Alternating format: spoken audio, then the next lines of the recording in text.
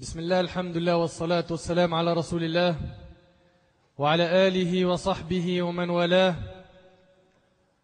ربي اشرح لي صدري ويسر لي أمري واحلل عقدة من لساني يفقهوا قولي. Mes frères et sœurs, on continue toujours notre série intitulée Retrouve le goût des adorations. On a vu dans le dars précédent l'importance de l'invocation et aujourd'hui, Inch'Allah, on va vous donner une ordonnance afin que vos invocations soient efficaces. Car sûrement, vous êtes éprouvés par certaines choses qui, à vos yeux, sont insupportables.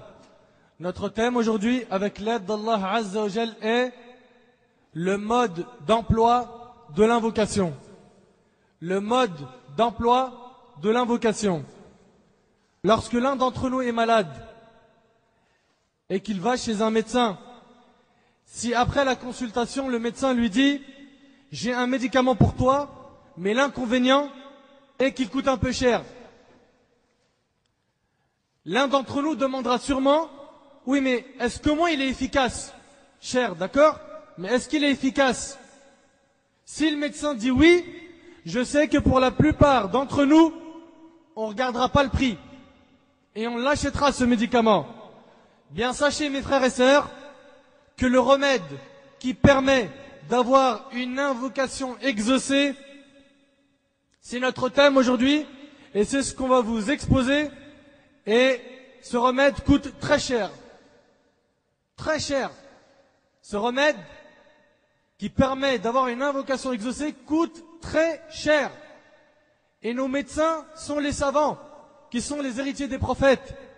Et parmi les plus grands médecins du cœur, parmi les médecins de l'âme, on a connu un savant extraordinaire qui s'appelait Ibn al-Qayyim al-Jawziyya rahimahullah. Un médecin des cœurs, un médecin des âmes.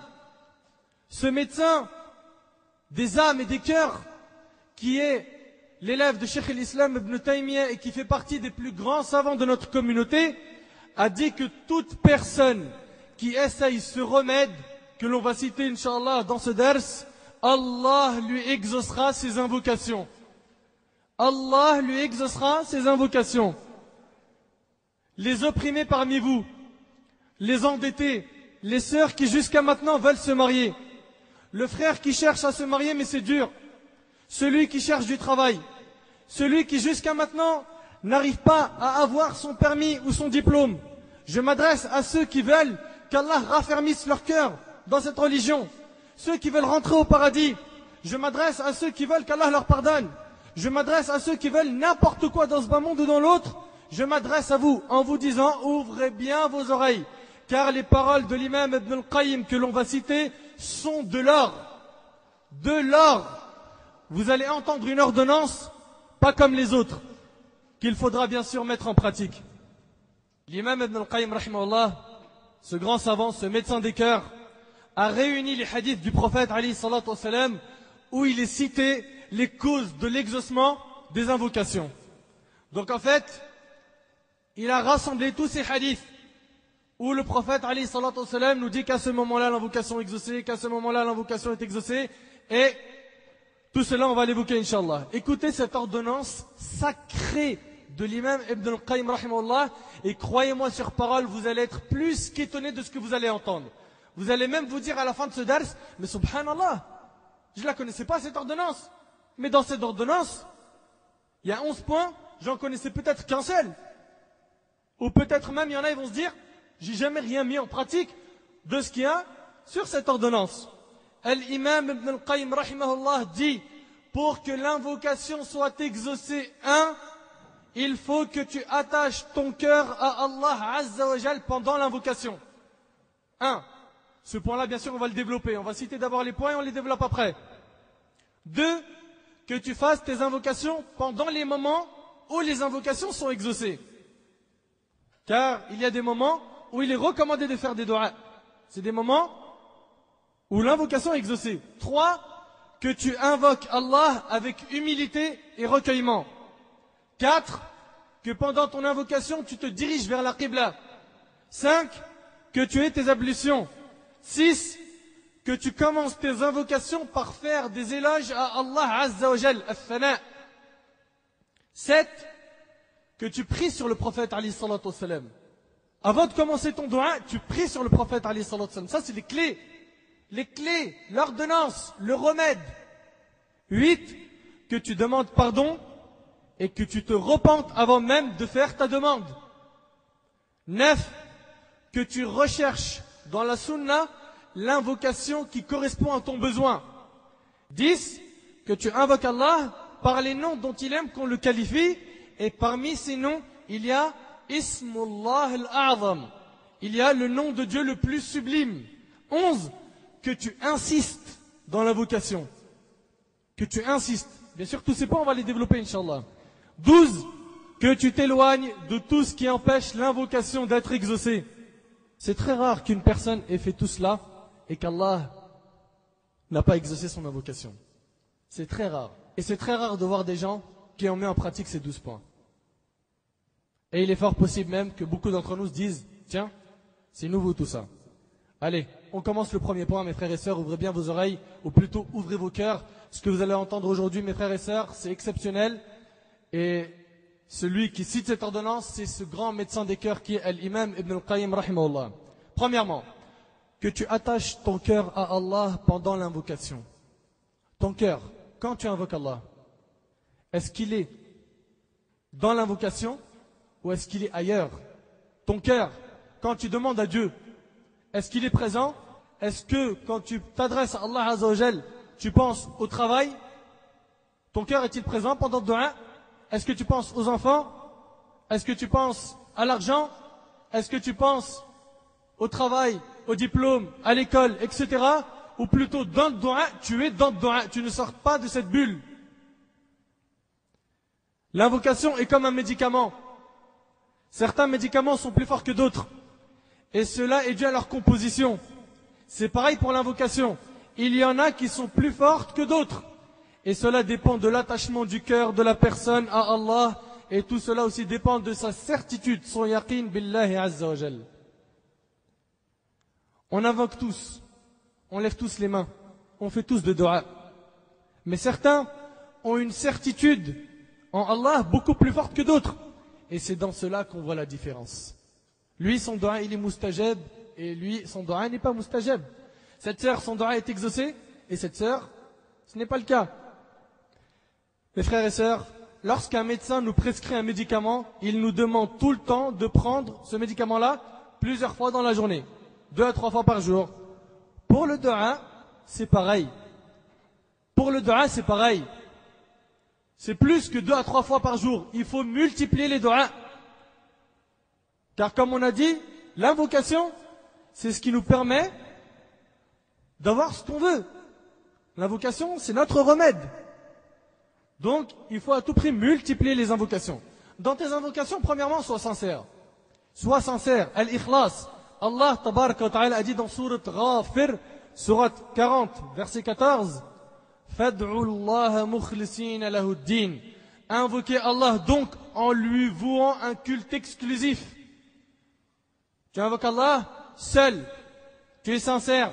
Tu n'invoques que lui, subhanahu wa ta'ala. La sincérité est de faire les œuvres pieuses pour Allah Azza wa Jal en s'éloignant de tout type de polythéisme.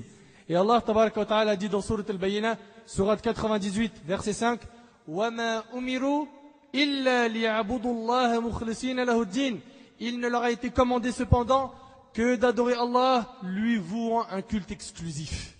Première chose, ad-du'a, c'est pour Allah seul. Seul. Et je vous rappelle qu'il est formellement interdit d'invoquer autre qu'Allah et que cela fait partie du shirk, du polythéisme. Les grands péchés qui font sortir de l'islam. Allah Azza wa Jalla a dit dans Surat Al-Jinn, Surat 72, verset 20, قُلْ إِنَّمَا أَدْعُ رَبِّي وَلَا أُشْرِكُ بِهِ أَحَدًا. Dis, je n'invoque que mon Seigneur et ne lui associe personne. Tu n'invoques Allah, tu n'invoques pas un pieux, ni un prophète, ni un savant.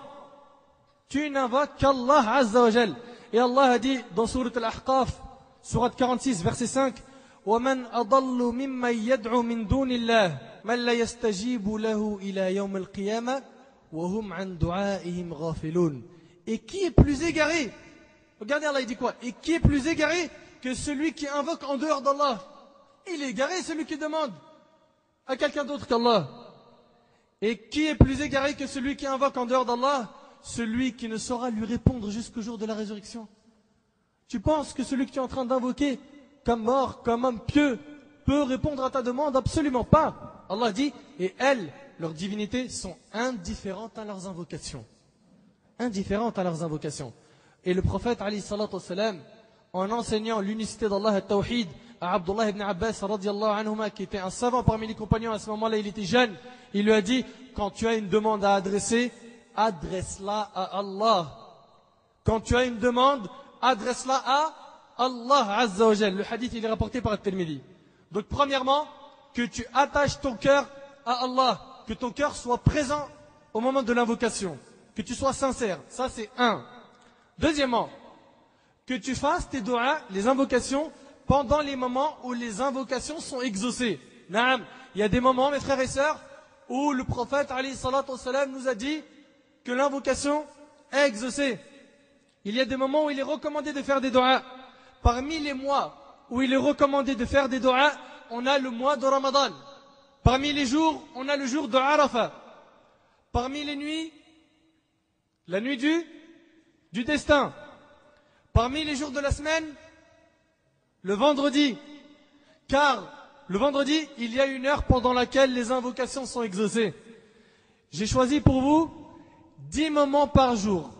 10 moments par jour. Et un moment par semaine où les invocations sont exaucées. Ouvrez bien vos oreilles et enregistrez. Ce cours est très important. 3 parmi ces moments sont attachés à la prière. Le premier moment, c'est entre le adhan et al-iqama. Entre les deux appels de la prière. Selon Anas, radiallahu anhu, le prophète, alayhi salatu wassalam, a dit, les invocations entre le premier et le deuxième appel à la prière sont toutes exaucées, rapportées par Abu Daoud et Tirmidhi. Entre l'adhan et al-iqama. Entre le adhan et al-iqama. Et hélas, on les voit aujourd'hui les musulmans. Entre l'adhan et l'iqama, il parle avec son ami. Il rigole avec son ami. Et il oublie de faire des invocations pendant ce moment sacré. Entre le adhan et l'iqama, les portes du ciel sont ouvertes. Demande à Allah, ne perds pas l'occasion de faire des invocations entre le adhan et l'iqama. Le temps est court, profite. Tu parleras après avec ton ami, tu rigoleras avec lui après. Lève les mains au ciel et demande à Allah. Après le adhan et les 2 rak'at qu'on fait qui sont sunnah entre les 2 appels, il est bon de lever ses mains et d'invoquer Allah. Levez les mains. Ah bon? Lever les mains, on a le droit? Certains diront, moi franchement j'ai peur, je ne sais pas quand est-ce que c'est sunnah qu'on lève la main et quand est-ce qu'on lève pas la main. Ben ouvrez bien vos oreilles. Le prophète alayhi salatu wassalam a levé les mains plus d'une fois dans sa vie, al-ahadith mutawatira. Il y a eu plusieurs hadiths sur ce sujet et plusieurs ouvrages de plusieurs savants qui ont été écrits sur les invocations et il y a eu plusieurs chapitres sur le levage des mains.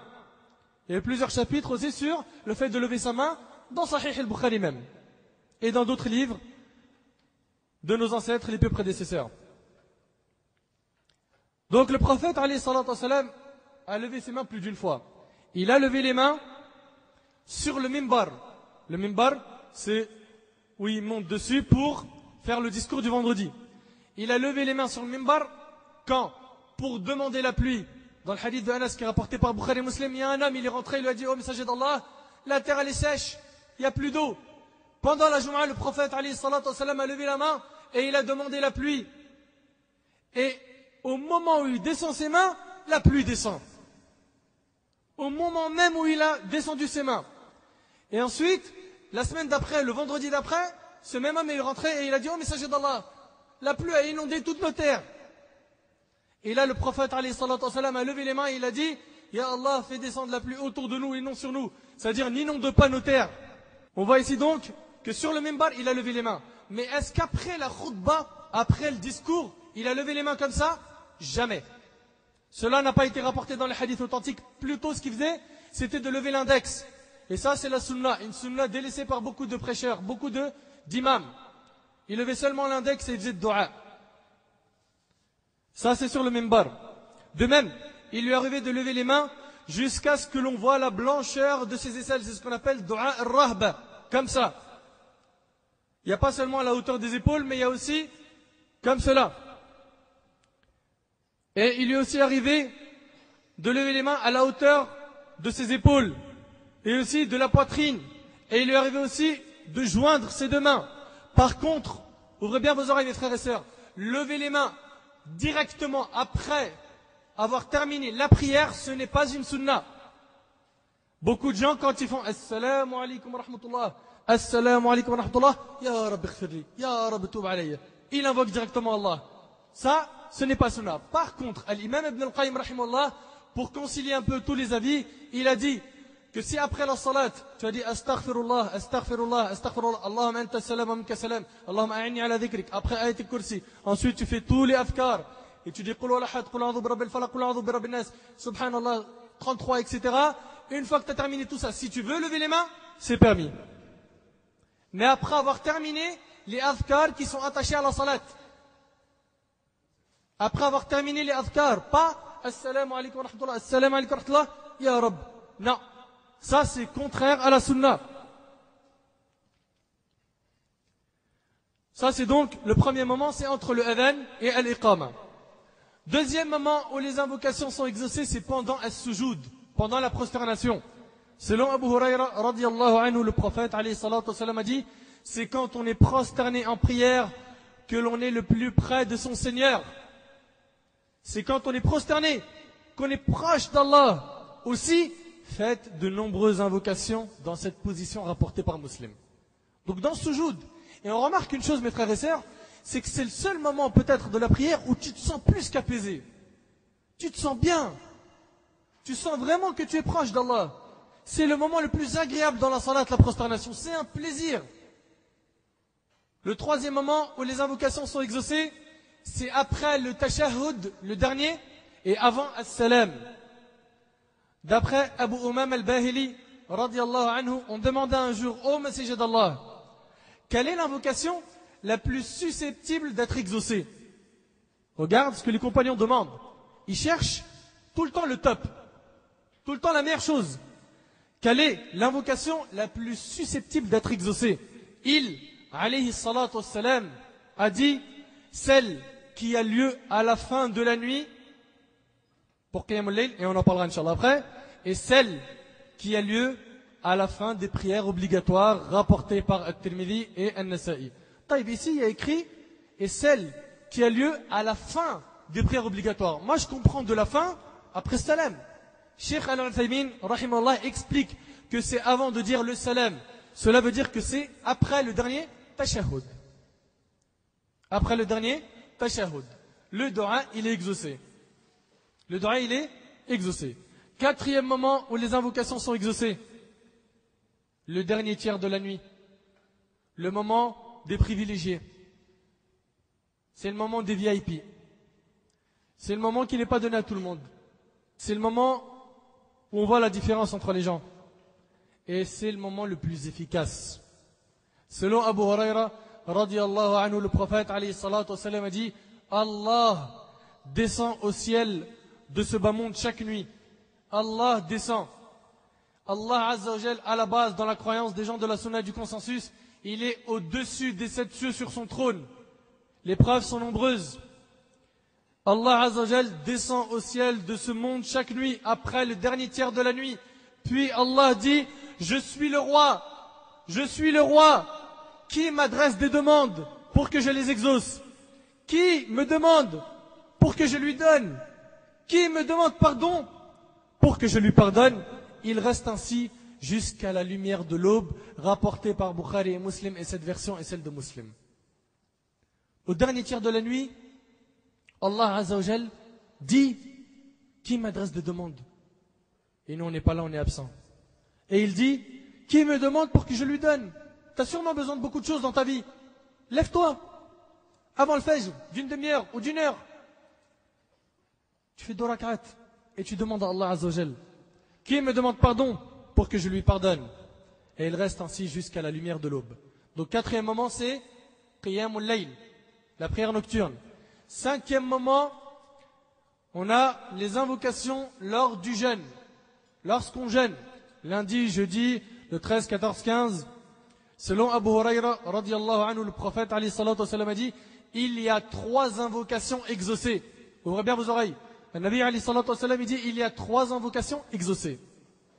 L'invocation du jeûneur. Subhanallah, l'invocation du jeûneur. L'invocation de l'opprimé et l'invocation du voyageur. Rapporté par Al-Bayhaqi et authentifié par Al-Albani, rahimahullah. 6e moment où l'invocation est exaucée, c'est lorsque l'on entend, et c'est souvent dans nos pays, l'Afrique du Nord, ou dans les pays musulmans, on entend quoi? Pour le fajr, le bruit du coq, barakallahu fik, du coq. Pendant le moment où tu entends le bruit du coq, l'invocation est exaucée. La preuve, selon Abu Huraira, radiyallahu anhu, le prophète, alayhi salatu wa sallam, a dit, quand vous entendez le chant d'un coq, invoquez Allah qu'il vous accorde de sa générosité, car il, le coq, a vu un ange. À ce moment-là, le coq a vu un ange. Le hadith, il est rapporté par Bukhari et Muslim. À ce moment-là, quand le coq il fait ses chants le matin, c'est qu'il a vu un ange. Et là, ici, fais des invocations quand tu entends le bruit du coq. Et lorsque vous entendez le braillement de l'âne, cherchez refuge auprès d'Allah contre le diable, car il a vu un diable. L'âne, quand il fait du bruit, c'est qu'il a vu un shaitan. Tu dis, A'udhu billahi minash shaitan ar-rajim. Le hadith, il est rapporté par Bukhari et Muslim. 7e moment où l'invocation est exaucée, lors de la descente de la pluie. Lorsqu'il pleut, au lieu de dire, oh là là, il pleut, fais des doigts. Au lieu de dire, oh quel sale temps, t'es en train d'insulter qui là? Qui est-ce qui a fait descendre la pluie? C'est Allah. Dis alhamdulillah. Cette pluie, il y a des pays, ils en rêveraient. Ils en rêveraient. Donc dis alhamdulillah et invoque Allah, profite. Que chaque chose sur terre te rappelle une adoration. Ça c'est le but de chaque musulman. Rappelle-toi des adorations à tout moment. Selon Sahl ibn Sa'd radiyallahu anhu, le prophète alayhi salatu wa sallam a dit, 2 invocations ne sont pas rejetées ou rarement rejetées. L'invocation au moment de l'appel à la prière, du adhan, et l'invocation au moment de la pluie.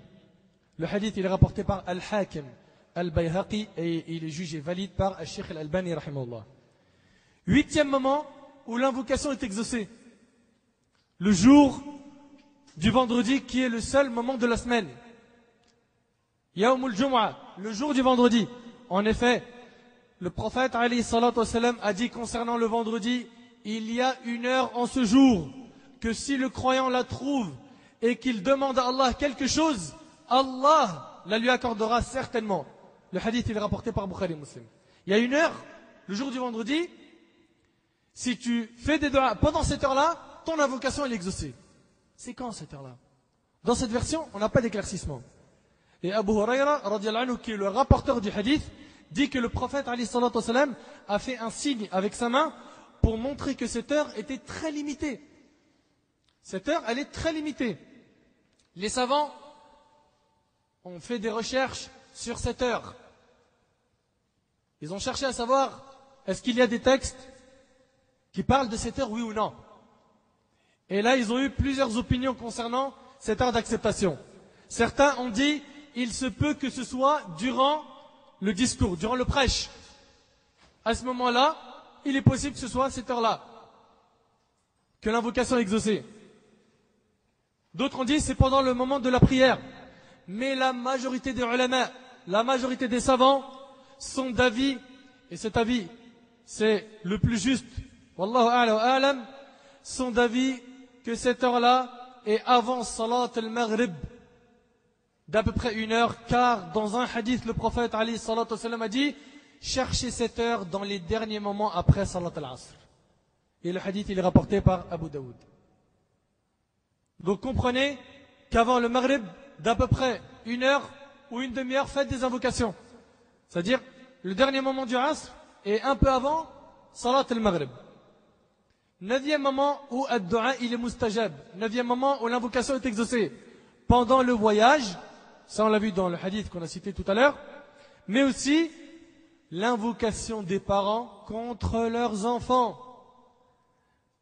Et là, bien sûr, je suis obligé de profiter de l'occasion pour parler des parents, de parler de l'importance des parents.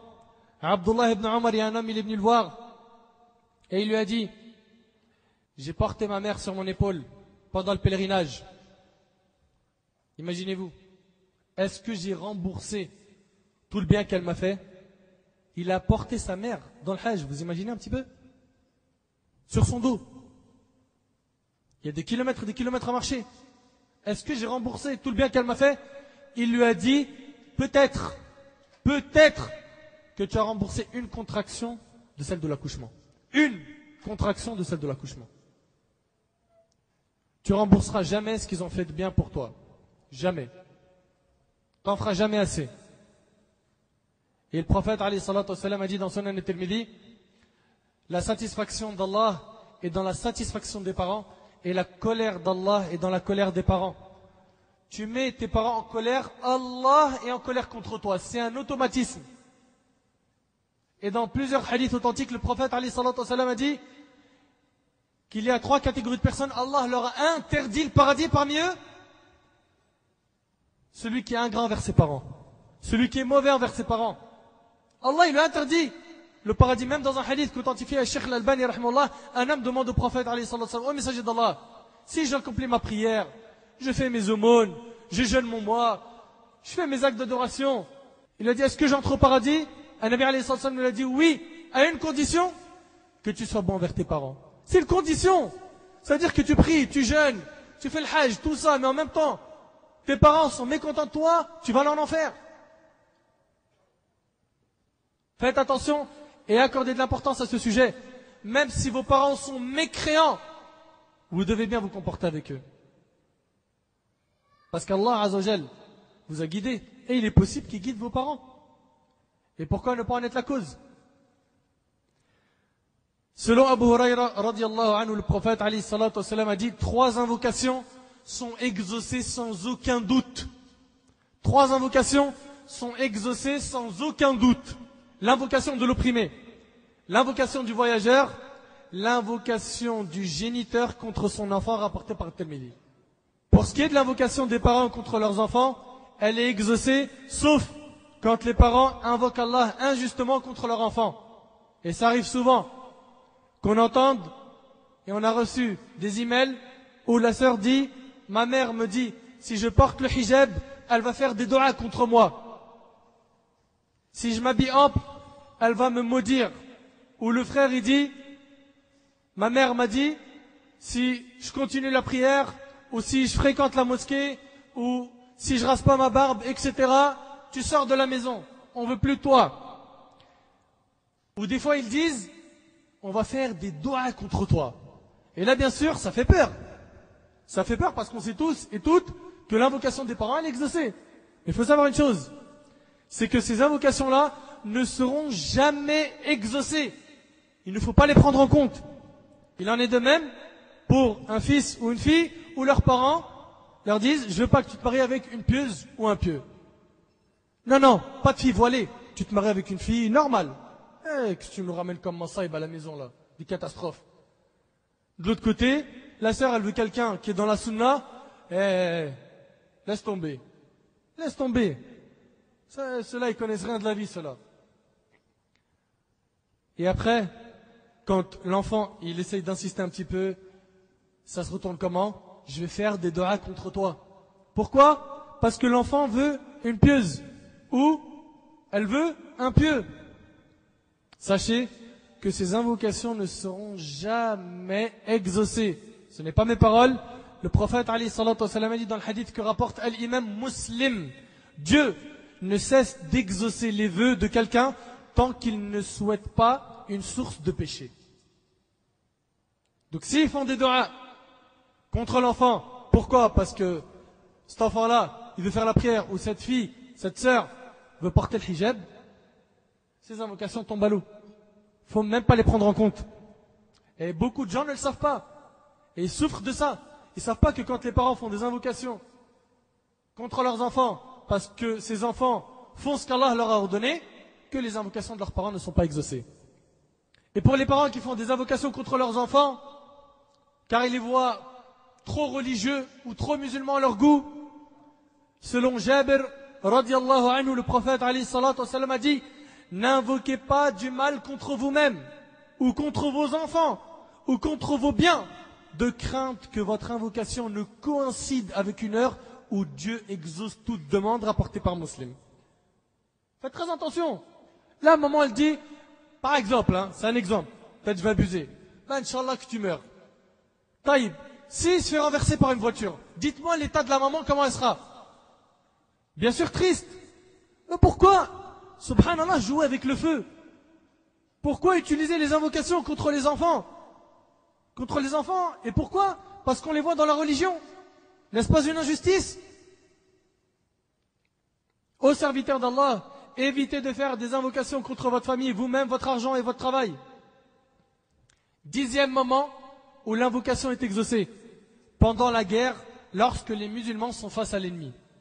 Selon Sahl ibn Sa'd radiyallahu anhu, le prophète alayhi salatu wa sallam a dit, 2 invocations ne sont jamais rejetées, ou sont rarement rejetées, quand on invoque Dieu au moment de l'appel à la prière, et quand on l'invoque au plus fort de la bataille, alors que la mêlée est à son comble, rapporté par Abu Daoud.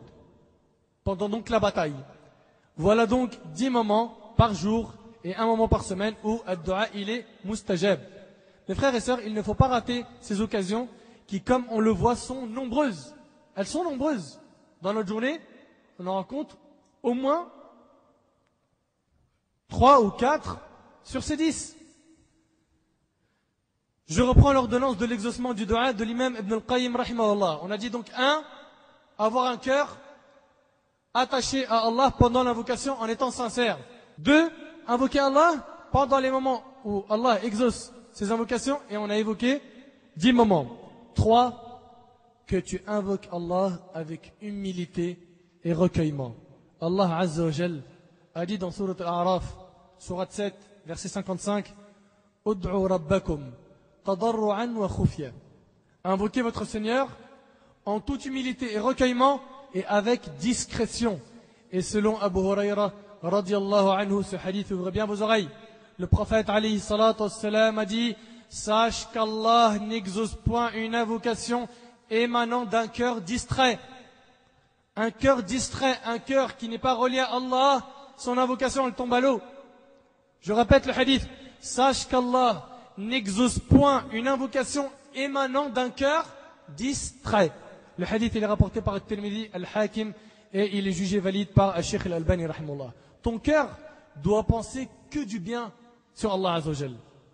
Moussa alayhi salam, lorsque l'ennemi était derrière lui, Pharaon et son armée, et qu'à un moment ils se sont retrouvés devant la mer, il n'y a plus d'issue, c'est terminé. Les gens qui étaient autour de Moussa ont dit, ça y est, inna la mudrakoun, on va être rattrapés, ils vont nous tuer. Ça y est, on est devant la mer et ils sont derrière nous. Ils sont armés, ils vont nous tuer, ils sont nombreux. Mais Moussa alayhi salam pensait tout le temps du bien d'Allah. Il a dit, Kalla, inna ma'iya rabbi sayahdin. Non, jamais, jamais ils nous entendront. Car il est avec moi, mon Seigneur, il me guidera certainement. Et Allah Azza wa Jalla a fait diviser la mer en 2 pour Moussa alayhi salam. Et il est passé et il a noyé Pharaon et son peuple. Pense toujours du bien d'Allah. Toujours. Attribue le bien à Allah et le mal à toi-même, mon shaitan. Est-ce que tu penses du bien d'Allah comme c'était le cas des prophètes et des compagnons et des pieux, où est-ce qu'il t'arrive des fois de dire, regarde ce qu'Allah m'a fait, pourquoi il me fait ça, il est injuste, wal'iyadu billah, des paroles graves. Et là certains musulmans, lors de l'épreuve, on les voit, ils craquent. Et c'est pas seulement ils craquent, ils disent des paroles qui déplaisent à Allah. Et ça c'est pas l'affaire du croyant. Car dans le hadith d'Abi Huraira qui est dans Sahih Muslim, le prophète alayhi salatu wa salam a dit que l'affaire du croyant est étonnante ou étrange. Toute son affaire est bonne. Si le croyant est touché d'un bien, qu'est-ce qu'il fait? Il remercie Allah. Et cela est mieux pour lui. Et s'il est touché d'un mal, il se plaint. Il dit pourquoi Allah il m'a fait ça? Qu'est-ce qu'il fait? Il patiente et cela est mieux pour lui. Donc en fait ta journée tourne autour de 3 choses. Un don d'Allah, un bienfait d'Allah, tu le remercies. Un péché, tu demandes pardon. Une épreuve, tu patientes. Par contre dire, ya Allah, pourquoi moi? Pourquoi mon fils il meurt et l'autre, il en a 15, ils sont, machallah, comme des singes? Ça c'est interdit. Ça c'est interdit, tu es en train de dire qu'Allah est injuste. Allah a une sagesse derrière toute chose. Et Allah dit, Wallahu ya'lam wa antum la ta'lamun. Et Allah sait, et vous ne savez pas. Allah sait quand est-ce qu'il faut prendre une âme et quand est-ce qu'il faut la laisser. Il sait quand est-ce qu'il faut que cette personne tombe malade et quand est-ce qu'il faut qu'elle reste en bonne santé. Donc, et un bon comportement avec Allah Azza wa Jal. D'après Abu Huraira, radiallahu anhu, le prophète alayhi salatu wa sallam a dit, Allah, à lui la puissance et la gloire, a dit, donc c'est un hadith qudusi, Allah dit, je suis tel que mon serviteur m'estime. Je suis tel que mon serviteur m'estime. Le hadith il est rapporté par Bukhari et Muslim. Je suis tel que mon serviteur m'estime. Mon frère, ma sœur, invoque Allah en te mettant dans la tête que tu n'auras rien sans Allah. Que tout est entre les mains d'Allah. Que le riche, c'est Allah Azza wa Jal. Certains parmi nous invoquent Allah pendant des mois et Allah n'exauce pas leurs demandes. Et on va expliquer le pourquoi. Car il y en a, ils sont plus qu'étonnés ou ils ne comprennent pas. Pourquoi je fais des doigts depuis longtemps? Pourquoi jusqu'à maintenant je demande à Allah de me guérir, je ne suis pas guéri? Pourquoi jusqu'à maintenant j'arrive pas à avoir mon diplôme? Pourquoi jusqu'à maintenant j'ai des problèmes de famille sans fin? Pourquoi jusqu'à maintenant ma femme est stérile? Pourquoi jusqu'à maintenant j'ai des problèmes de santé? Pourquoi et pourquoi et pourquoi et pourquoi? Ouvrez bien vos oreilles. Mes frères et sœurs, sachez qu'Allah, par sa miséricorde, n'exauce pas certaines invocations pour le bien de la personne. T'envoies des gens demander à Allah telle sœur, car pour lui, le mariage avec elle sera efficace. Le frère, il dit à Allah, je veux cette sœur, je veux elle, je veux elle. Et il pense qu'elle est efficace pour lui. Mais ce que cette personne ne sait pas, c'est qu'Allah sait que s'il se marie avec cette sœur, il va vivre malheureux.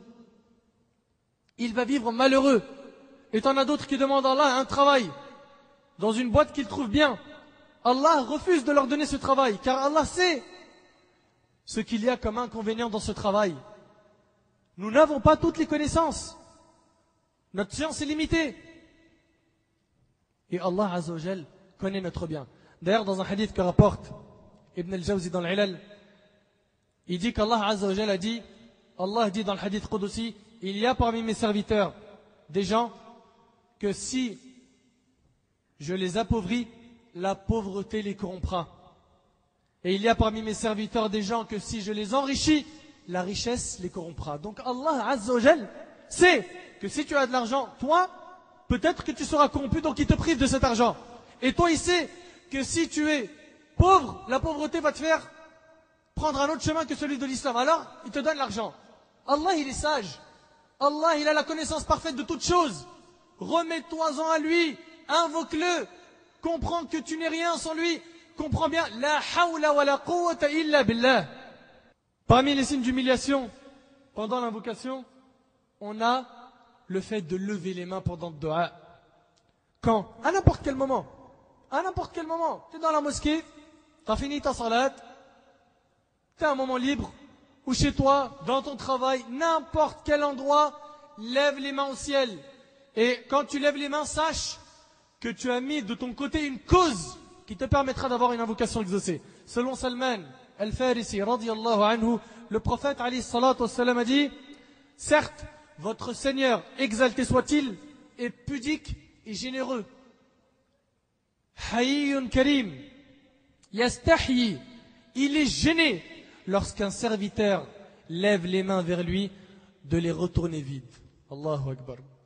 Tu lèves les mains, Allah il te les fait pas retourner vides. Il te donne quelque chose. Il te donne quelque chose. Lève les mains au ciel. Le hadith il est rapporté par At-Tirmidhi, Ibn Majah, Abu Daoud et authentifié par l'Albani. Donc lève les mains. Lève les mains, n'aie pas honte. Et ne dis pas, ouais, les gens ils vont dire, quels gens? Débranche-toi des gens, débranche-toi de ce monde. Lève les mains et demande à Allah. Tu es rentré dans la mosquée, tu as fait tahit al-masjid, il reste du temps avant la salat, lève les mains. Lève les mains et fais des doigts. Donc ça, c'est le troisième point que l'imam Ibn al-Qayyim rahimahullah a cité. Vous vous rappelez ce point, c'était quoi? Invoquer Allah avec humilité et recueillement. Et on a dit parmi les signes d'humilité, de lever les mains. N'oubliez pas ça. Quatrième point, mes frères et sœurs, que tu te diriges vers la Qibla au moment de ton invocation. Que tu te diriges vers la Qibla. Ce n'est pas une obligation, c'est une recommandation. Abdullah ibn Zayd, radiallahu anhu, rapporte, le prophète, alayhi salatu wassalam, se rendit une fois à ce lieu de prière afin de demander la pluie. Là, il invoqua, demanda la pluie, s'orienta en direction de la Qibla et porta sa toge à l'envers, rapporté par Bukhari Muslim. Donc on voit ici que le Nabi alayhi salatu wassalam, il s'est dirigé vers la Qibla. 5. Que tu fasses tes ablutions avant de faire ad-du'a. Ce n'est pas obligatoire, c'est recommandé. Tout ça, c'est des causes qui facilitent quoi? Que ton dua soit exaucé. 5. Selon Abu Musa al-Ash'ari, radiyallahu anhu, après la bataille de Hunayn, le prophète alayhi salatu wassalam demanda de l'eau, fit ses ablutions, puis leva ses mains et dit: Oh Allah, absu Ubayd ibn Amr. Le hadith il est rapporté par Bukhari Muslim. Donc il a fait ses ablutions et il leva les mains. Faire ses ablutions. 5. Sixièmement, que tu commences tes invocations par louer Allah, al-thana. Qui d'entre nous, quand il invoque Allah, il commence d'abord par louer Allah? Il le loue. Et après, il fait son dua. Le prophète, alayhi salatu wassalam, quand il commençait ses invocations, il disait quoi? Allahumma lakal hamd, anta nuru as-samawati wal ard, wa man fihin. Wa lakal hamd, anta qayyumu as-samawati wal ard, wa man fihin. Wa lakal hamd, anta rabbu as-samawati wal ard, wa man fihin. Donc, il remercie Allah. Il remercie Allah, il le loue. Il dit: Oh Seigneur, à toi la louange. Tu es la lumière des cieux et de la terre et de tout ce qui s'y trouve. Oh Allah, à toi la louange. Tu es celui qui administre les cieux et la terre et tout ce qui s'y trouve. À toi la louange. Tu es le Seigneur des cieux et de la terre et tout ce qui s'y trouve. À toi la louange. À toi la royauté des cieux et de la terre et tout ce qui s'y trouve. Al-thana, tu fais des éloges. Tu loues Allah Azza wa Jal. Tu ne demandes pas comme ça directement. Demander comme ça directement, c'est manquer d'expérience dans le dua. C'est de ne pas avoir les clés de l'invocation. Fadala ibn Ubayd, radiyallahu anhu, rapporte, le prophète, alayhi salatu wassalam, entendit quelqu'un invoquer Dieu dans sa prière sans proclamer la louange de Dieu exalté. Et sans bénir le prophète, alayhi salatu wassalam. Le prophète, alayhi salatu wassalam, a dit, écoutez bien, quand il a entendu cette personne commencer son dua, sans dire Allahumma lakal hamdu kulluh, sans louer et sans dire Allahumma salli ala Muhammad, sans prier sur le prophète alayhi salatu wassalam, un Nabi alayhi salatu wassalam a dit: cet homme a été trop hâtif dans sa prière. Celui-là, il est pressé. C'est pas comme ça. En ne la faisant pas précéder par la louange de Dieu et la bénédiction de son messager. Puis il l'appela, sallallahu alayhi wa sallam, et il lui a dit: quand l'un de vous prie, quand l'un de vous fait des invocations, qu'il commence par la louange et la glorification de Dieu, gloire et pureté à lui, puis qu'il bénisse le prophète et qu'il invoque ensuite Dieu pour ce qu'il veut, rapporté par Abu Daoud et Tirmidhi. Qui d'entre nous, dans ces invocations, commence par louer Allah, par prier sur le prophète et ensuite il invoque? Ça, c'est des clés. C'est des clés. Sans ça, l'invocation ne monte pas. La preuve, c'est le 7e point. 7e point, c'est que tu pries sur le prophète avant de commencer ton dua. Si tu commences par prier sur le prophète et qu'à la fin de ton invocation, tu en as fait de même, ton invocation sera exaucée bi'idhnillah. En effet, Ali ibn Abi Talib, radiyallahu anhu, un grand compagnon, radiyallahu anhu, a dit: toute prière, il parle des invocations, toute prière sera bloquée jusqu'à ce que son auteur prie pour le prophète alayhi salatu wassalam. Ton invocation, elle est bloquée, elle ne monte pas au ciel tant que tu n'as pas prié sur le prophète alayhi salatu wassalam. On comprend maintenant pourquoi nos invocations ne sont pas exaucées? Elles sont bloquées. On n'a pas respecté cette ordonnance. Toute prière sera bloquée jusqu'à ce que son auteur prie pour le prophète alayhi salatu wassalam. Le hadith il est rapporté par At-Tabarani dans l'Awsat et il est authentifié par Sheikh Al-Albani rahimahullah dans Sahih al-Jami'. Et ce hadith a le statut de Rafa, ce qui veut dire qu'il a le statut de la parole du prophète alayhi salatu wassalam. Ce n'est pas le prophète alayhi salatu wassalam qui l'a dit, c'est qui? Ali. Mais est-ce que Ali peut inventer une parole comme ça? Sûrement il l'a entendu de qui? Du prophète alayhi salatu wassalam. Donc, ce hadith a hukm al-rafa. Ça veut dire que lorsqu'un compagnon cite une parole qu'il n'aurait pas pu entendre par autre que le prophète alayhi salatu wassalam, on considère que c'est comme si que le prophète alayhi salatu wassalam l'avait dit lui-même. Huitièmement, que tu commences par te repentir de tes péchés et que tu demandes pardon à Allah, car tes péchés sont un mur entre toi et tes invocations. Un mur. Tu as un mur entre toi et tes invocations. Repens-toi. Pleure tes fautes en demandant à Allah de te pardonner. Nos ancêtres disaient, rahimahumullah, l'invocation n'est pas exaucée car son chemin est bouché à cause des péchés. L'invocation n'est pas exaucée car son chemin est bouché à cause des péchés. Il fait beaucoup de péchés, elle fait beaucoup de péchés et on s'étonne. Omar, radiallahu anhu, deuxième calife de l'islam, grand compagnon du prophète alayhi salatu wassalam, a dit, c'est par la crainte de tomber dans ce qu'Allah a interdit que les invocations sont exaucées. Crains Allah, mets entre toi et la colère d'Allah un mur. Et tu verras que ton dua il sera exaucé. Neuvièmement, que tu invoques Allah par les invocations citées par la sunna, car ces invocations sont les plus efficaces. Tu es malade, prends les invocations du prophète alayhi salatu wassalam. Lorsqu'il était malade, tu as une invocation à faire pour, par exemple, un bien que tu recherches, recherche dans la sunna le dua qui convient à ce que tu recherches. Recherche dans la sunna, tu trouveras toujours un dua conforme à ce que tu recherches. Anas ibn Malik radiyallahu anhu rapporte, écoutez bien, la plupart des invocations du prophète alayhi salatu wassalam consistaient à dire quoi? Vous le savez? La plupart des invocations du prophète alayhi salatu wassalam consistaient à dire, vous savez c'est quoi? Cette invocation?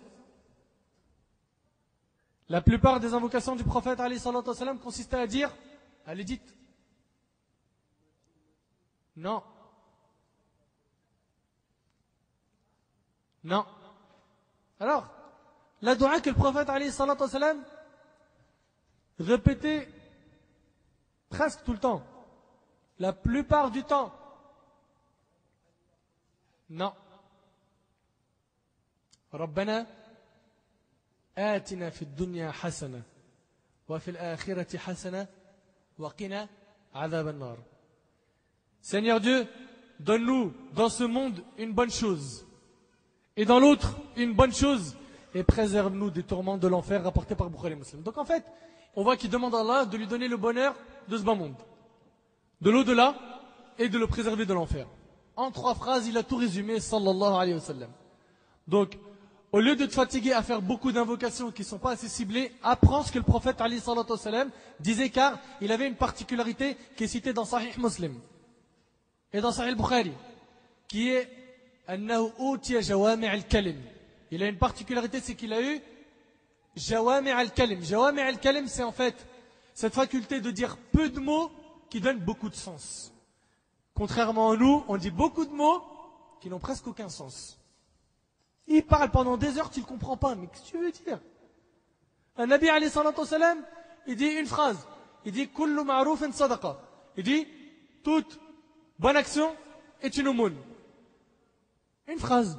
Cette phrase signifie que lorsque tu donnes à un animal à boire, c'est une bonne action ou pas? C'est une aumône. Tu mets de l'eau sur une plante, c'est une bonne action? C'est une aumône. Tu donnes de l'argent à quelqu'un, c'est une bonne action? Oui ou non? C'est une aumône. Tu ouvres la porte, tu la tiens pour une personne, c'est une bonne action? C'est une aumône.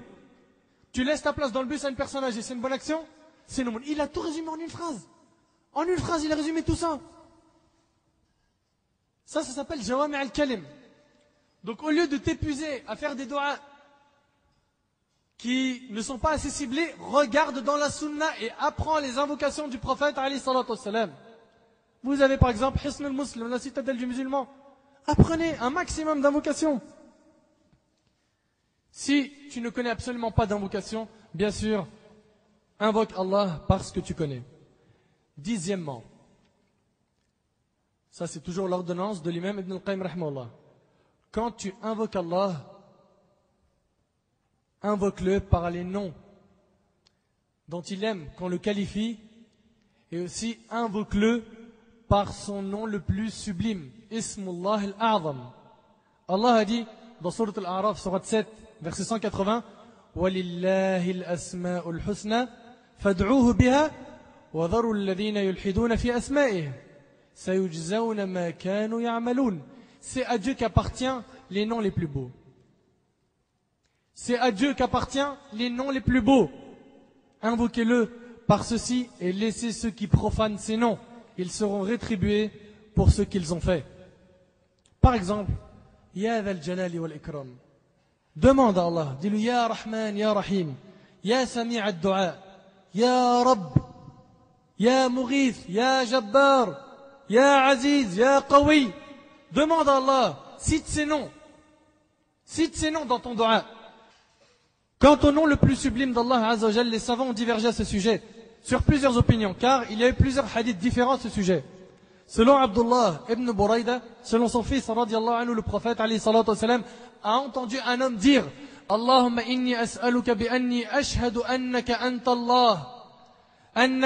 Allahu la ilaha illa ant, al-ahadu as-samad, alladhi lam yalid wa lam yulad, wa lam yakun lahu kufuwan ahad. Lorsque le prophète, alayhi salatu wasalam, a entendu cette invocation, qui est, ô Dieu, je t'implore, car j'atteste que c'est toi Dieu, nul autre Dieu que toi.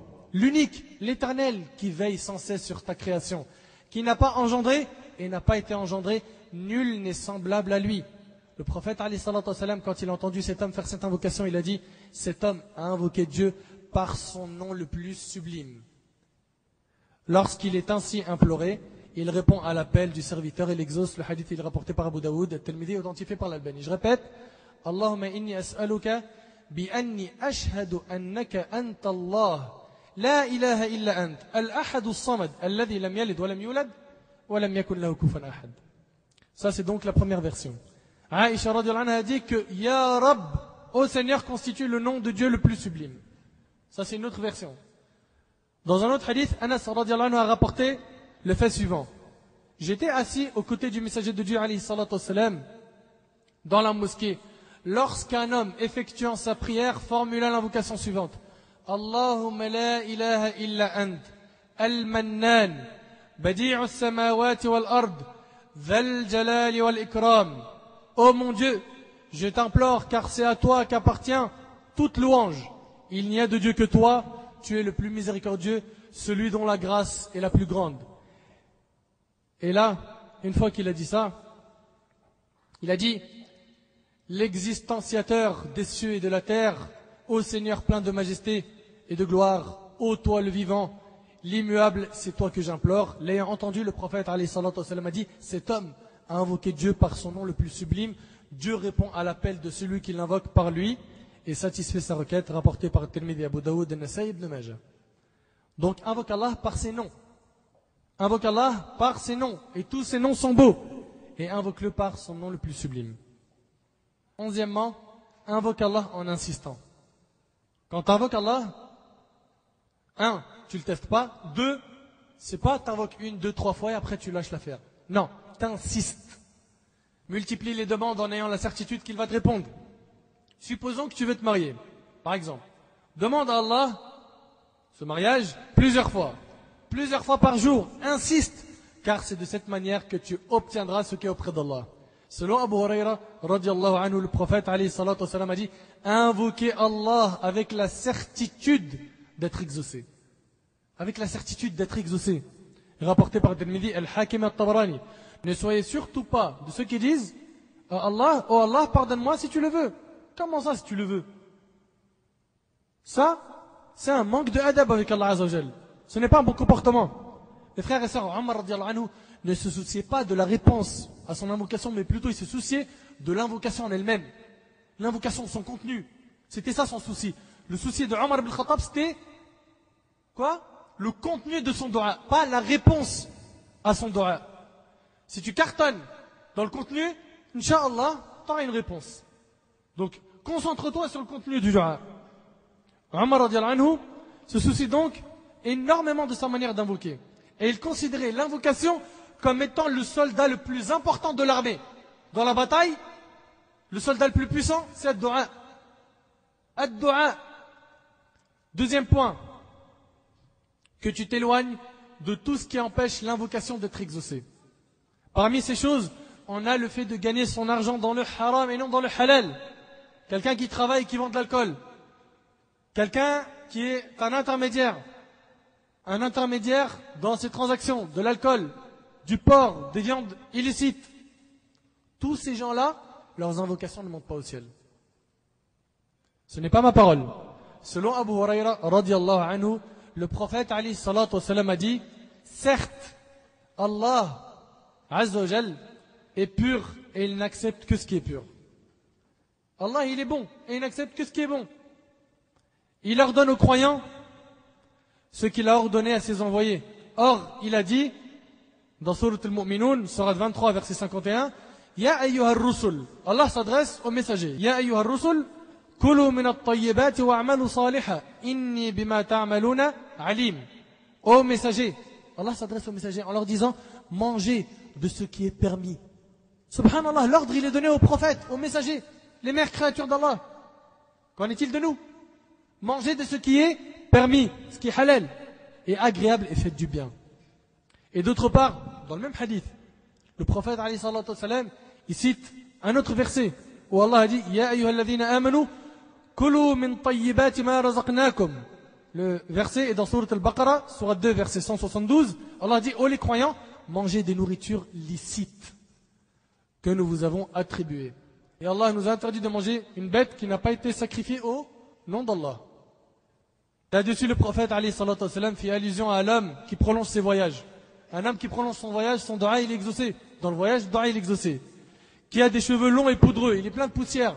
Et pareil, cette situation facilite l'exaucement du dua. Et il y a des hadiths authentiques qui le citent.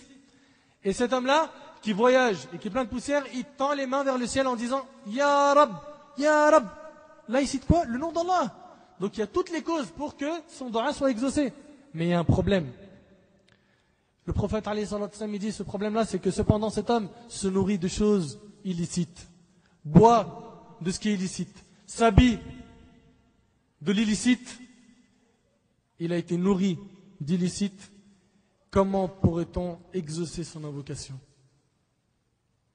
Quelqu'un qui mange le haram, qui s'habille du haram, qui gagne du haram, comment pourrait-il être exaucé? Le hadith il est rapporté par Muslim. Tu gagnes de l'argent sale, change de travail, tawakkal ala Allah et cherche quelque chose d'autre. Fais les causes, fais des doigts, Allah te facilitera.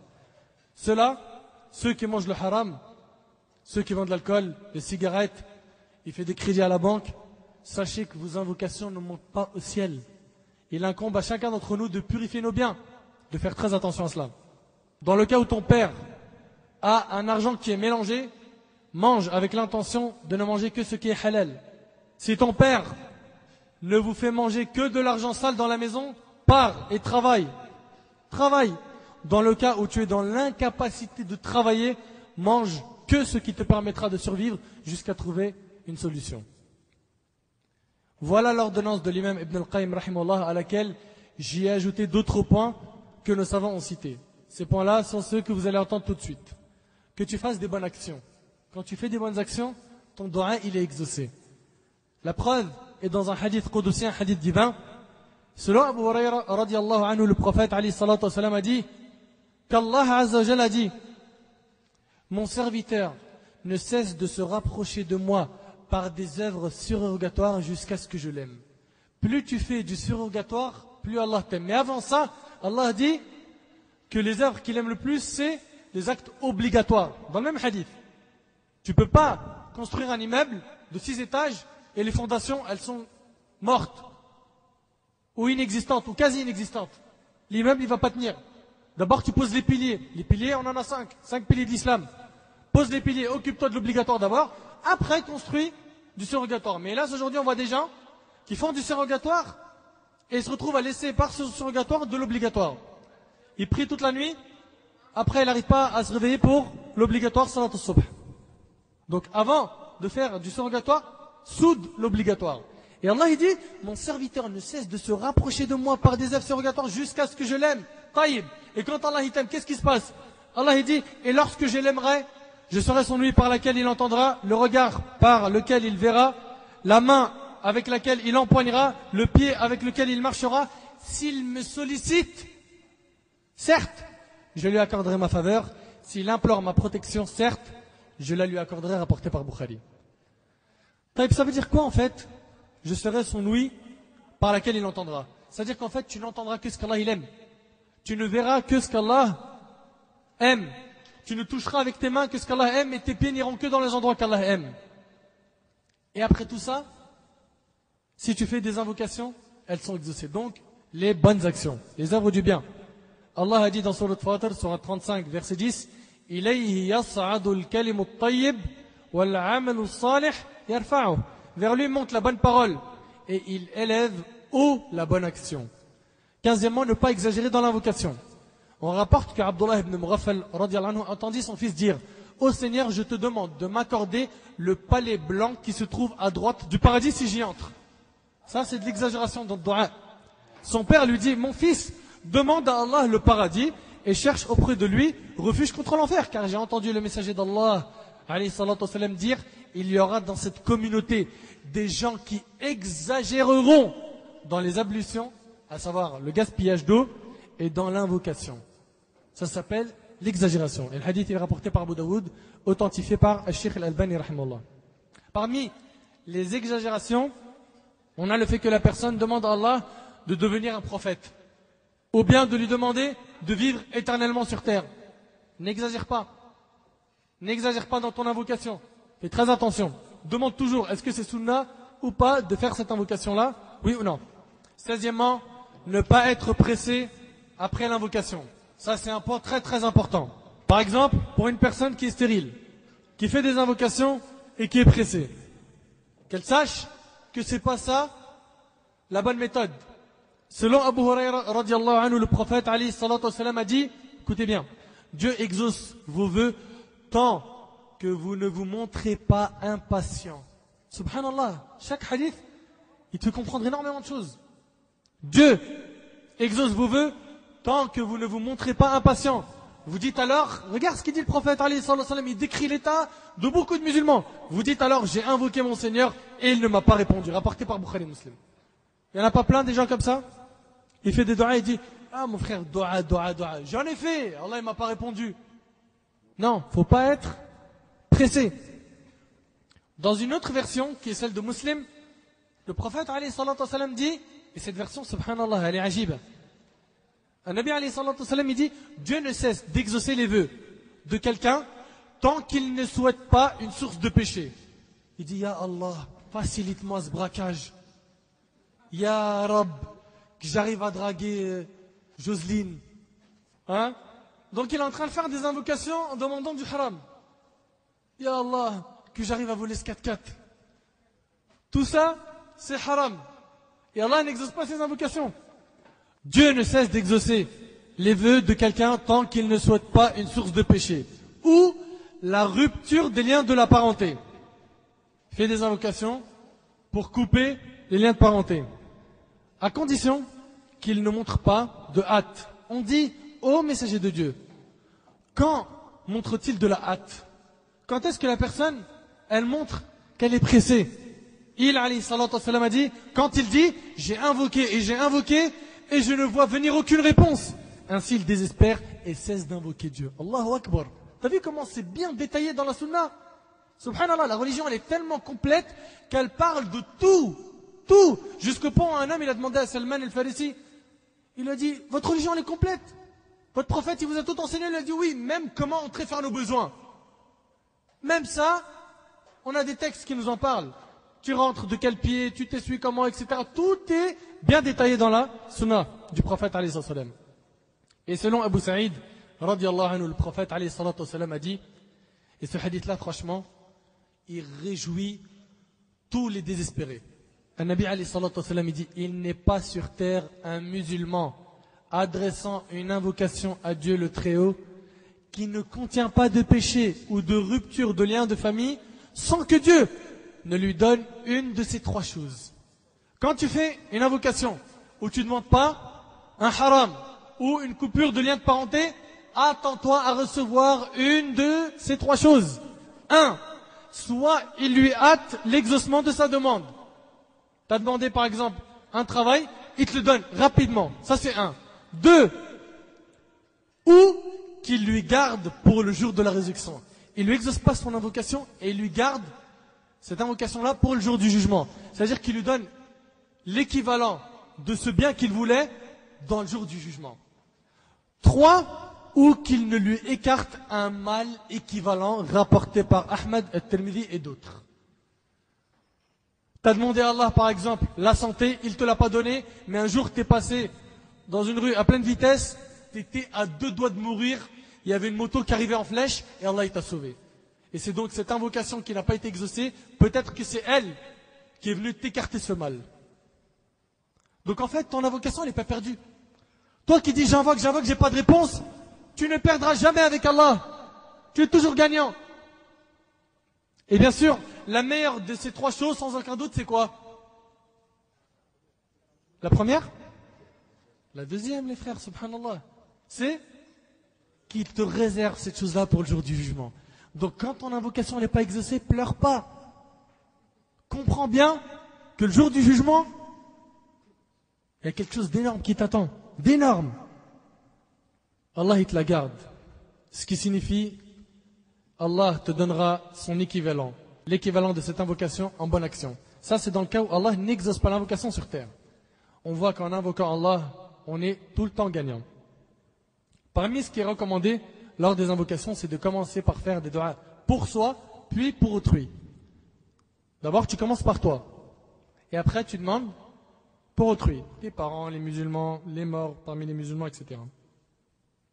Mes frères et sœurs, voilà pour vous une ordonnance plus qu'efficace. Je vous recommande de faire des doigts en respectant ces 15 points. Et vous verrez que tout ira pour le mieux. Et on a vu qu'Allah, on ne le teste pas. On a vu qu'on doit louer Allah, qu'on doit prier sur le prophète Ali sallallahu alayhi wa sallam, qu'on ne doit pas être pressé, qu'on doit invoquer Allah en ayant la certitude d'avoir l'exaucement, que dans tous les cas, ton invocation va dans une de ces 3 choses qu'on a citées tout à l'heure. L'invocation, c'est une arme. L'invocation, c'est un art. L'invocation, c'est pas n'importe qui sait invoquer. Mes frères et sœurs, j'ai une question un peu gênante à vous poser. Quand fut la dernière fois où Allah a exaucé nos invocations? Mes frères et sœurs, je trouve bizarre qu'aujourd'hui, nombreux sont les gens qui n'ont jamais vu l'exaucement de leur invocation. Aujourd'hui, quelqu'un qui voit ses invocations exaucées, il est considéré comme étant une personne plus que pieuse, alors que ça devrait être normal. Ça devrait être normal. Mes frères et sœurs, qu'est-ce qui a fait que nos invocations ne montent plus au ciel? Si jusqu'à maintenant, tu n'as jamais eu d'invocation exaucée, c'est que tu n'as pas encore pris le chemin d'Allah. Tu n'es pas encore dedans à 100%. Tu es dedans à mi-temps. Tu es dedans en CDD. Nous on veut un CDI jusqu'à ta mort, jusqu'à le qabr, la tombe. Adore Allah jusqu'à ta mort. Demande-lui, invoque-le. Celui qui n'a jamais eu de réponse de la part d'Allah, qui se pose des questions. Il nous faut demander à Allah sans dire impossible, sans dire non. Bien sûr, tu demandes quelque chose sans exagérer. On respecte tous les points qu'on a cités. Demande à Allah sans dire ça c'est impossible. Ma femme elle est stérile depuis 10 ans, tu penses que c'est demain par exemple qu'elle aura un enfant? Wallah el-azim, il y en a plein. Ils ont fait des invocations en étant sincères et ils ont vu des miracles. Omar ibn Khattab radiallahu anhu, il a demandé quelque chose, les compagnons considéraient cette chose comme étant impossible. Il a demandé le martyr dans la ville du prophète alors qu'il n'y avait pas de bataille. Le martyr dans la ville du prophète Ali sallallahu alayhi wa sallam. Logiquement, ça paraissait impossible, sachant qu'il n'y avait pas de guerre à cette époque-là. Et Allah lui a accordé le martyr dans la ville du prophète, alayhi salam. Lève la barre haute. Demande Al-Firdaus al-A'la. Demande Al-Firdaus qui est le plus grand niveau de paradis. Demande Al-Firdaus. Demande les biens de ce bas monde. Demande qu'Allah sorte de ton cœur l'amour de ce bas monde et qu'il place l'amour de l'au-delà dans ton cœur. Demande à Allah de raffermir ton cœur sur sa voie, sur la religion, l'islam. Demande à Allah de guérir, demande à Allah de donner la force de pouvoir l'adorer. Demande-lui, demande-lui. Tout est entre ses mains. Les créatures ne peuvent rien pour toi. Le Créateur, par contre, lui, il peut tout pour toi. Et sachez qu'un savant a dit, comporte-toi avec Allah, avec 4 choses, en échange, il te donnera 4 choses. Que tu aies le cœur présent à 100% pendant l'invocation. 1. Que tu fasses des efforts pour Allah dans tes adorations. 2. Que tu fasses des sacrifices. 3. que tu aies la certitude en Allah, que tu aies confiance en lui. 4. En échange, Allah t'accordera des dons et des karamats. 2. La guidée et la facilité de la pratique religieuse. 3. Il exaucera tes invocations. 4. Il t'accordera des beaux rêves et l'on t'y annoncera des bonnes nouvelles. Revenons à Allah afin que nos invocations soient exaucées. Faisons ce qu'Allah aime et délaissons ce qu'il déteste afin qu'il nous donne ce que l'on veut. Pour finir, je me recommande, ainsi qu'à vous, de revoir l'état de nos cœurs afin que nos du'as soient les plus efficaces possibles. Je termine avec ces dernières paroles. Ibrahim ibn Adham, un grand savant parmi les peuples prédécesseurs, rahimallah, passa un jour dans un des marchés d'Al-Basra en Irak. Les gens lui demandèrent, lorsqu'ils le virent, « Ô Abu Ishaq, qu'avons-nous à invoquer Allah sans avoir de réponse de sa part ?» Il leur a cité 10 raisons. Mon frère, ma sœur, regardons ensemble combien nous possédons de ces raisons. Il a dit 1. Vous avez connu Allah et vous ne lui avez pas accordé ses droits. 1. 2. Vous avez prétendu aimer le messager d'Allah et vous avez délaissé sa sunna. 3. Vous avez lu le Coran et vous ne l'avez pas mis en pratique. Regarde jusqu'à maintenant, il y a combien de causes où tu te reconnais. 4. Vous avez mangé des biens d'Allah et vous ne l'avez pas remercié. 5. Vous avez dit que Satan était pour vous un ennemi et vous ne vous êtes pas désavoué de lui. 6. Vous étiez au courant que la mort allait vous toucher et vous ne vous êtes pas préparé pour ce voyage. 7. Vous avez enterré vos morts sans que cela ne vous fasse d'effet. La ilaha illallah, comment est-ce possible que des gens qui ont pu enterrer en mort, ils n'ont rien ressenti? Comment? 8. Vous vous êtes occupé des défauts des autres en oubliant les vôtres. 9. Vous avez dit que le paradis est une vérité sans vous y préparer. 10. Vous avez dit que l'enfer est une vérité sans vous en échapper. Wallahi, c'est des paroles en or. Des paroles en or. Certains d'entre nous, on puisse reconnaître dans certains points qu'on fasse des efforts pour corriger tout cela. Qu'Allah nous accorde la sincérité dans nos œuvres ainsi que dans nos propos. وفي الختام أسأل الله سبحانه وتعالى بأسمائه الحسنى وصفاته العلى أن يبارك في هذا الجمع. اللهم لك الحمد كله ولك الشكر كله على نيته وسره دقه وجله. اللهم لك الحمد حتى ترضى ولك الحمد إذا رضيت ولك الحمد بعد الرضا. لك الحمد دائما وأبدا يا رب العالمين. اللهم لك الحمد بالإسلام ولك الحمد بالإيمان ولك الحمد بالقرآن ولك الحمد أن أرسلت إلينا خير الأنبياء محمدا صلى الله عليه وسلم. اللهم صل على محمد في الأولين وصل عليه في الآخرين وصل عليه في الملأ الأعلى إلى يوم الدين. اللهم تقبل دعاءنا اللهم تقبل دعاءنا اللهم تقبل دعاءنا اللهم تقبل دعاءنا. اللهم اجعل جمعنا هذا جمعا مرحوما وتفرقنا من بعده تفرقا معصوما ولا تجعل يا ربنا فينا ولا من بيننا شقيا ولا محروما. اللهم عافنا واعف عنا واغفر لنا وارحمنا وإلى غيرك لا تكلنا ومن شر عبادك سلمنا واكفنا يا ربنا من شر كل ذي شر بما شئت وكيف شئت. اللهم جنبنا الفتن ما ظهر منها وما بطن. اللهم جنبنا الفتن ما ظهر منها وما بطن.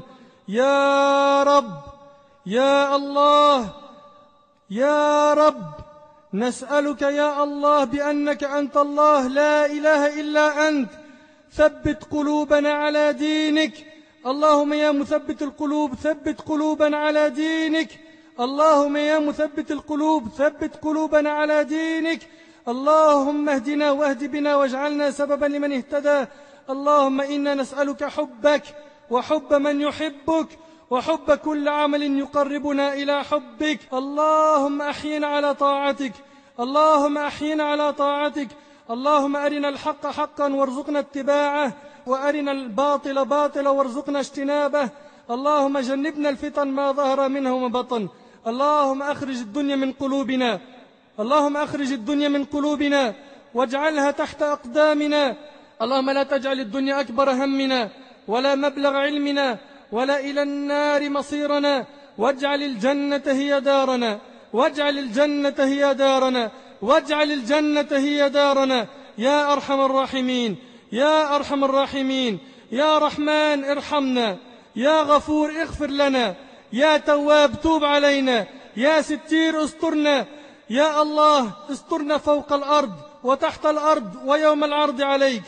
يا رب اغفر لنا ولوالدينا، اغفر للمسلمين والمسلمات والمؤمنين والمؤمنات الأحياء منهم والأموات. اللهم اشف مرضانا، اللهم ارحم موتانا، اللهم اشف مرضانا ومرضى المسلمين، اللهم اقض الدين عن المدينين، فرج هم المهمومين، فرج هم المهمومين، فرج هم المهمومين. اللهم تقبل دعاءنا يا رب، تقبل دعاءنا يا رب. اللهم انصر الإسلام وأعز المسلمين وأعلي بفضلك كلمتي الحق والدين. اللهم من أراد بالإسلام والمسلمين خيرا فيسر له كل خير، ومن أراد بالإسلام والمسلمين شرا فاشغله بنفسه. آمين. وصل اللهم على نبينا محمد وعلى آله وصحبه وسلم. سبحانك اللهم وبحمدك، أشهد أن لا إله إلا أنت، أستغفرك وأتوب إليك.